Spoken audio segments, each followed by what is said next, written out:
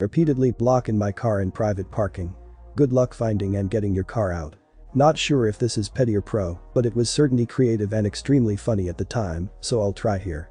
I live in an apartment building which has end-to-end parking for 2 spaces per apartment, and access to the parking levels, 1 to 5, are done via a locked automatic roller door, which people can only get through if they have a remote for it or sneak through behind someone else. I only have a single car, and sometimes I let my friends park in the space in front of my car if they give me notice, so I generally park at the back of the double space, plus it's easier for my neighbors who have 2 cars. Earlier this year, a random car began parking in front of mine on Friday afternoons, meaning I couldn't go out with my car on Friday nights. Annoying, but not the biggest issue when you live super close to the city. This continued nearly every week over about 5 weeks when I didn't park my car at the front of the bay, which I began doing, but times I planned to leave the space free for friends coming over or whatever, the car appeared again. I made repeated attempts to stop this behavior by leaving notes, which escalated into leaving printouts of a photo of the car with the license plate clearly visible, and an explanation that if it happened again, I'd press charges and/or have the vehicle towed. Well, it happened again, and this time it was still there Saturday afternoon when I had been planning on going away with a group of my mates. My guess is, someone went out on Friday, got drunk, and decided to pick up the car later, not concerning themselves with the inconvenience it caused anyone else. It clearly hadn't moved, as my aggressive note telling them to F off was still there sitting limply under their wiper blades.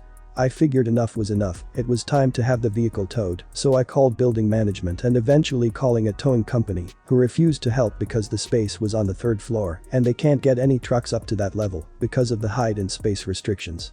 Ordinarily most people would be pretty much screwed at this point, and I will admit I briefly considered sitting on the head of the car until the jackass came to pick it up whilst sending my mates on their way without me, but they would have had to work out a new arrangement for transport as one car wouldn't have cut it.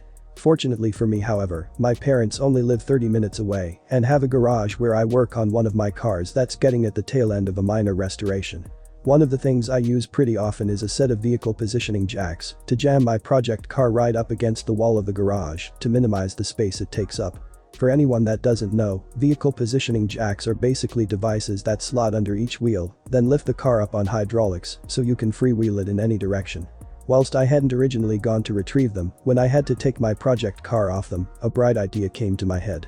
None of my mates minded spending an extra hour to screw someone over that had interfered with us, so we grabbed the jacks and went back, propped the car up, and wheeled it out.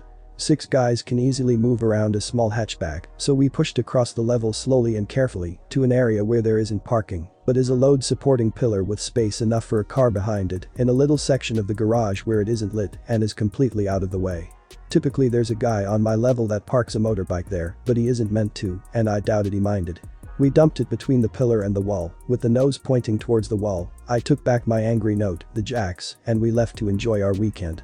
When he came back Monday afternoon after the long weekend the car was still there, which was no real surprise, considering there was only about a foot of space for movement between the pillar and car, and another foot or so between the car and the wall.